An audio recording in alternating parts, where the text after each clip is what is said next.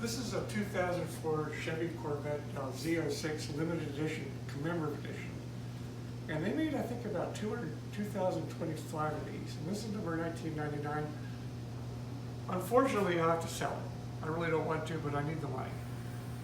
It's been my favorite car. It's a great car. Kind of hate to see it go. But let's walk through the car and I'll show it to you. I'll show you all the, as Doug DeMuro would say, I'll show you all the quirks and features of the car. So let's start with the undercarriage. You can see that the undercarriage is really very clean. There's no rust, there's no damage. I replaced the catalytic converters, but from here back, there's a special titanium exhaust system that is stock. I left with the car, but from here up to the exhaust manifolds, it's completely new, including the catalytic converters. I tried to keep the car as stock as possible, but there are some modifications I did to the car, non-performance modifications that I think make the car run better and more reliable. I try to keep the car as stock as possible, but I've done some things with the car that I think improve its reliability and the way it runs.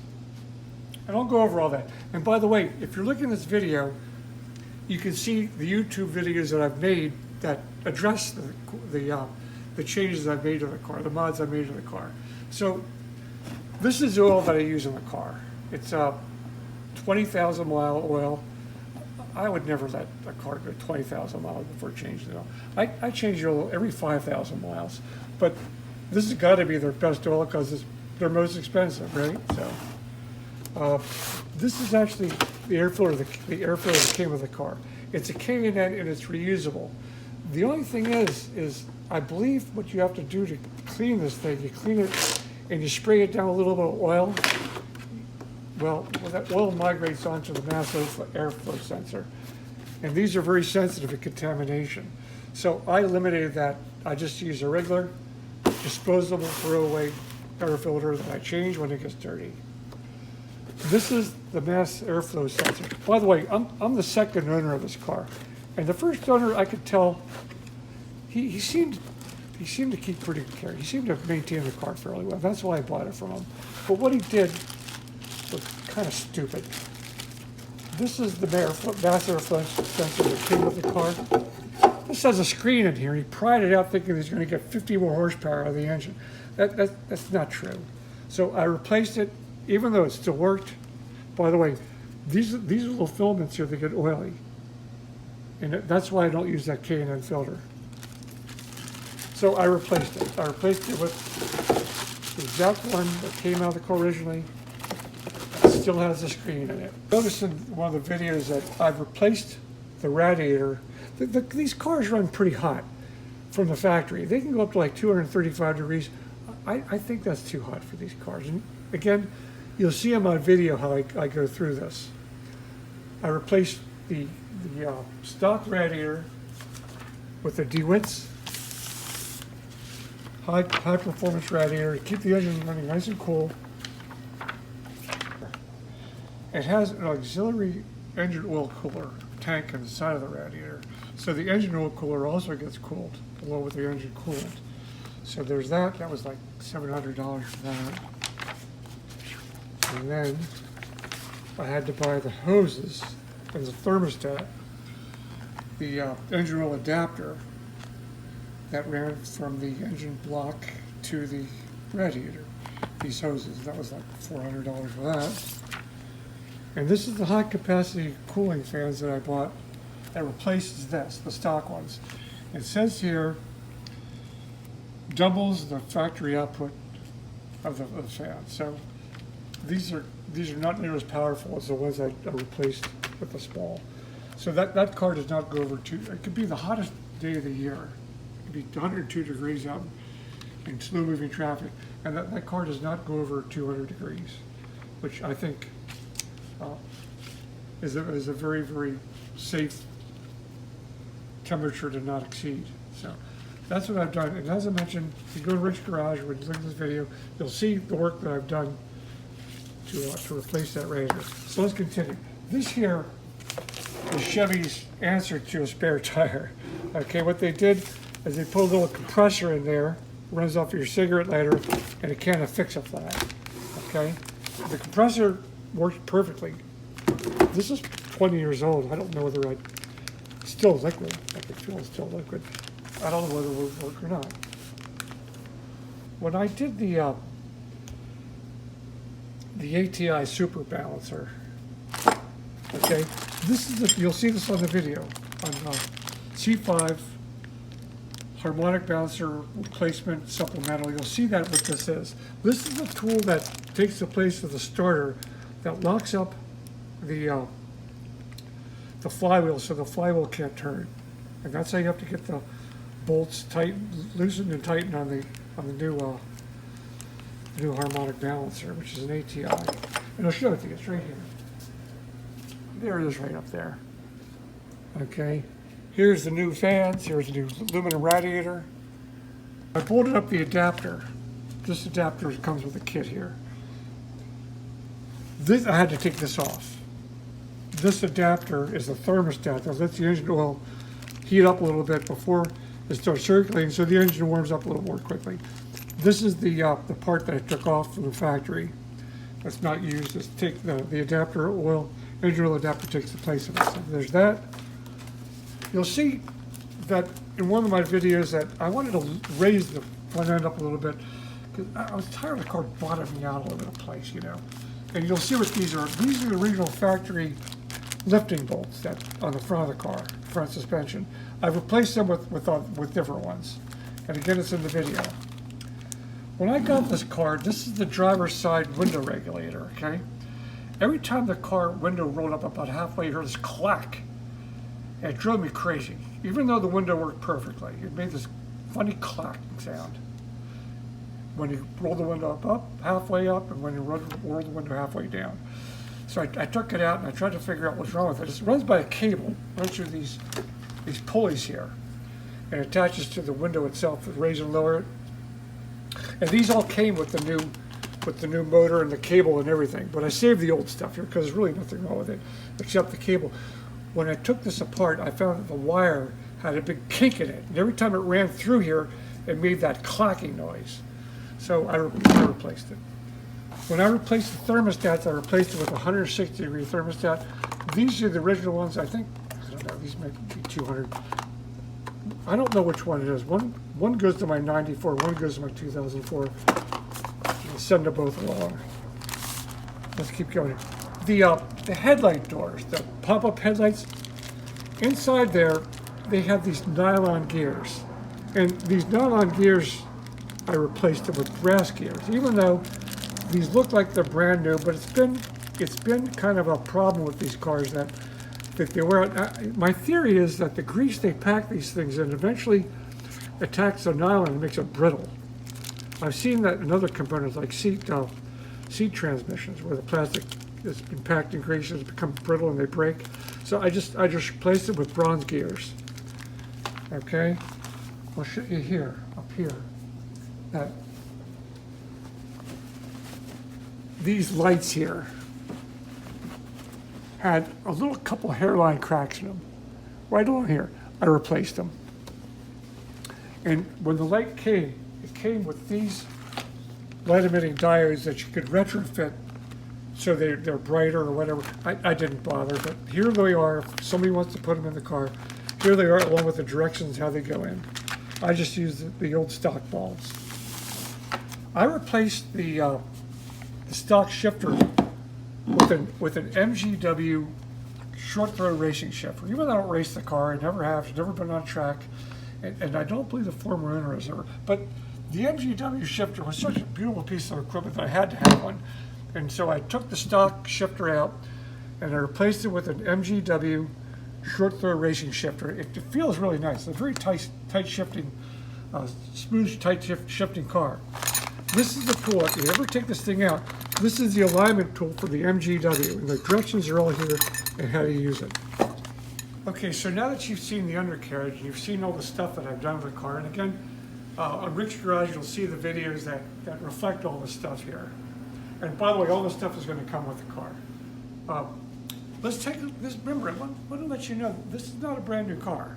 This is a 20-year-old car. It has a few little cosmetic defects in it that I want to make you aware of. So let's let it down part way, and I'll go over that with you. So as I mentioned, this car is 20 years old. It's 2004. It's got some minor cosmetic defects in it. These Corvettes are so low slung that the front tire slings stones up onto the rocker pedals. As a result, there's a little bit of stone chips through here, if you can see that. And then there's a little chip right here, if you can see that. The former owner might have hit something on the highway. I don't know exactly what caused that. And while we're here, let's take a look at the wheels. These wheels are special to this car. This is the only make and model that come with these particular wheels. They're hand polished aluminum. They're all in this kind of shape. They're all in beautiful shape.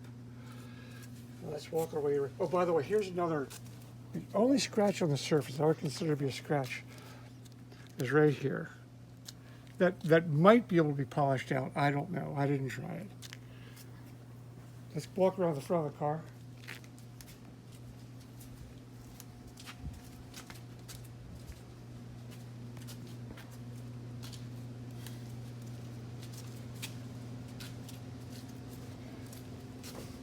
There's a few stone chips on the hood that, as I mentioned, they're really hard to avoid. You can see them here. Some of this is actually dust, but you can see like one here. There's one there. There's a couple. There's a couple stone chips here. There's a couple. Hard to avoid. That's why they put these plastic coatings on these cars. I didn't do that. Let's come around. He must have hit a curb or something with this, a parking curb, because there's a couple minor scratches. You can't really see them from the top, but you can see them. There's one there, and there's a couple in the middle here, and there's a couple on this end.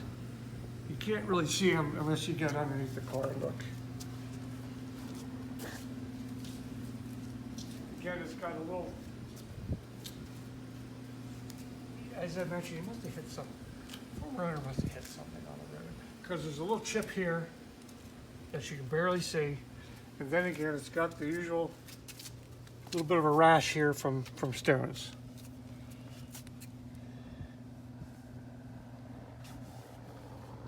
And again, all four wheels look the same. They're all in excellent condition. The car actually is really in pretty good condition. The engine and drivetrain are in perfect condition. This car runs really, really good, and I've maintained it very well. The interior, as you can see, the interior is in, I would consider it almost immaculate condition. Everything works. The air conditioner, the head-up display works. The windows work. Everything works. It's got that, as I mentioned, it's got an MGW short for racing shifter. The brake, by the way, the brakes in the car are in good condition. The radio works. The air conditioner, everything works. Let me show you the air conditioner.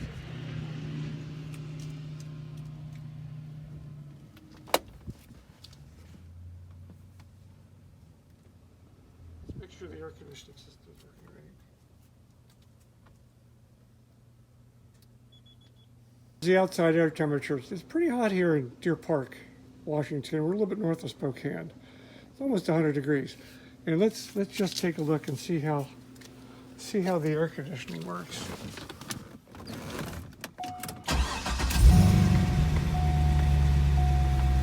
Turn the air conditioning on. Fan on high.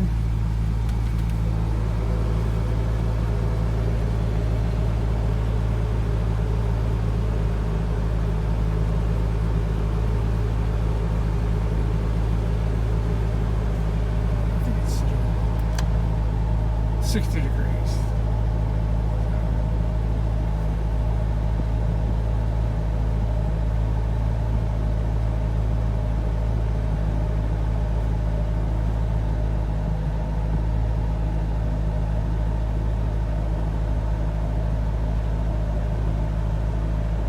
Well, there you have it, 60 degrees. You can see the air conditioning runs really, really well. Let's take a look.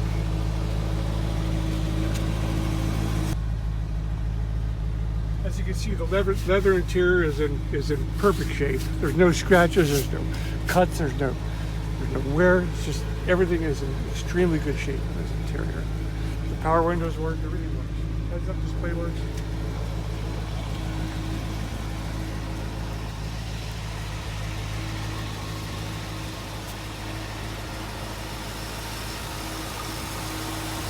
So there's the engine bay. Engine runs really 5.7 liter. These are bulletproof engines.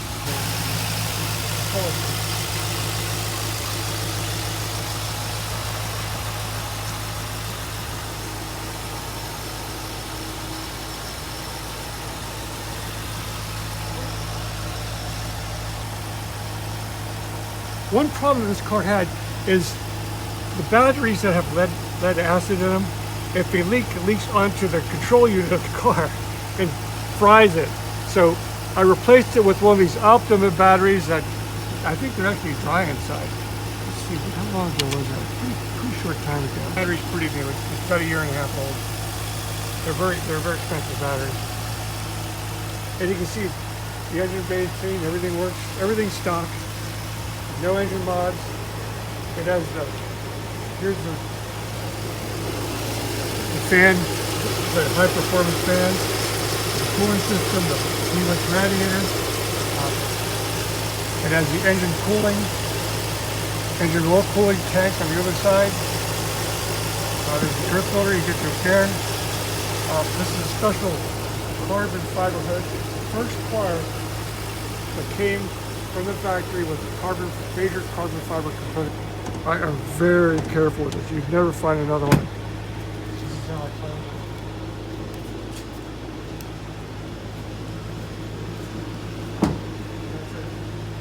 it. That's 35,000 miles on it. Let's see when the last oil change was. 35, so the oil has, 100 miles on it or so. Oil filter. As I said, I always use a Mobile One, and I use a Mobile One oil filter too. It's supposed to be the best. There's the trunk. It's got a pretty good sized trunk. You can put a lot of stuff in here. I bought this for the car. It comes with the car. I never assembled it. I thought it was kind of cool. Ready to be assembled for anybody who wants to do that. I bought a jack that fits this car, and I made an adapter for it that fits the pucks that fit in the frame. You want to use these pucks whenever you jack, or don't ever let anybody jack this car without these things. They'll damage the fiberglass underneath. So it fits in the wooden hole right there, and you use that to jack the car up if you have a problem with it. They didn't really put a spare tire in this car. So what they supplied is they supplied that stuff, that sealant, and they've supplied, and here's I keep the spare oil, quart of oil in the car, some mechanics rags, and here is what I keep in the car, along with that little compressor and got a compressor here. And this is the way to fix a flat if you're in a bind. And these things, they actually do work pretty well. I've done a number of tires with these. You put this in the hole and wiggle around a little bit and scrape it and ream it out a little bit. And you put one of these sticky things on there, push it through the tire, pull it out, and cut off the excess. They actually work pretty well, especially if you're in a pinch someplace. So this is my answer to a spare tire. So I'm going to take this out, and I'm going to put the one that came with the car in here. This car was marketed by Chevrolet as a street legal race car ready for the racetrack. And I've been told by people who do this autocross, this car makes a very good autocross car, although I've never raced it, and I have no intention of, I'm not a performance driver. I'd probably wreck the thing if I tried to race this thing. So therefore I didn't. But apparently it'll do 175 miles an hour. I've had it up to 110. I don't feel comfortable going any faster than that. And it'll supposedly do 0 to 60 in 4 seconds. So even by today's standard, it's a pretty fast car. It's very fast, fast enough for me. The red Corvette is quick, but it's not fast like this thing. This thing is very fast. So here's what I want to get out of the car. I've seen these cars at any given time. There might be about 10 of these on the market at different car sales venues. Maybe about 10 of them, and they usually range anywhere between 20,000 with really, really high, like over 100,000 miles, and I don't know what kind of shape they're in. Probably not the shape this thing's in. And then you can see some really super low ones that people want to put in their collections, and they're going for as high as $45,000. Okay, so I'm right about in the middle. I want to get $28,000 for this car, and I think it's worth it, considering the low mileage and the general condition of the cars and how it's been maintained. I think if anybody who bought this car were to keep it in nice shape, maintain it well, and not rack up a zillion miles on it, I think that they would probably get their money out of it. And I think this car is also, because of its relative rarity, I think there'd be 2,500 of these. No, 2,025 of these. I think it'll appreciate in value.